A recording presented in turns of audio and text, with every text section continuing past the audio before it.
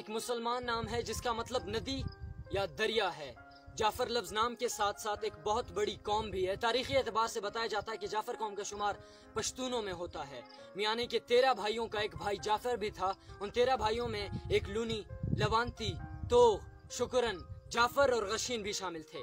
بتایا جاتا ہے تاریخ میں کہ جعفر پشتون میں 3 قوموں کا بھائی ہے، جس میں شیرانی، ترین اور بڑیچ قومیں شامل۔ جعفر قوم کی زیادہ وابستگی لونیز اور زمریز کے ساتھ ہے۔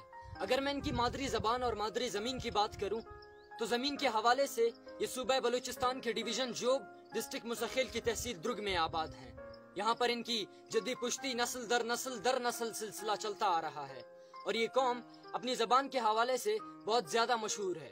جعفر قوم کی زبان پشتونوں اور بلوچوں کے میلاپ سے، یعنی کہ انہی کے مکسچر سے نکلی، اور بعد میں بتایا گیا کہ ان کے مکسچر سے جو زبان نکلی ان کا نام جاترکی رکھا گیا، اور اس زبان بعد میں جاترکی سے جعفر کی ہوئی، اور آج درگ میں ضلع مسخیل کی تحصیل درگ میں جعفر کی زبان آباد۔ تاریخ بتاتی ہے کہ 1865 میں گورشانی بلوچ نے جعفر قوم پر حملہ کیا، اور یہ لڑائی درگ کے مشہور ترین علاقے نت میں لڑی گئی، جس میں جعفر قوم کے مشہور ترین رہنما، اسلامی اعتبار سے مشہور ترین رہنما شیخ محمد سلیمان خان نے اس لڑائی پر پہلے ہی وہ حاوی ہوا، اور بعد میں گورشانی بلوچ کو بغیر کسی جانی مالی نقصان کیے شکست دے دی۔ اور جعفر قوم کے بارے میں ایک کہاوت بہت زیادہ مشہور ہے کہ یہ لوگ بہت زیادہ مہمان نواز ہیں، اور یہ کہاوت یہ کہ قیامت کے دن باقاعدہ ان کی مہمان نوازی کی مثال دی جائے گی اور ان کو سر فہرست ٹھہرایا جائے گا۔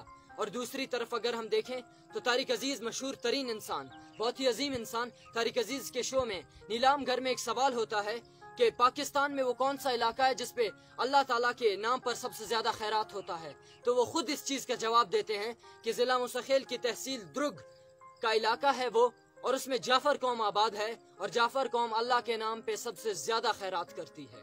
یہ ہے جعفر قوم۔ وقت سے کوئی شکایت ہے نہ افلاک سے ہے، یہی کیا کم ہے کہ نسبت مجھے اس خاک سے ہے۔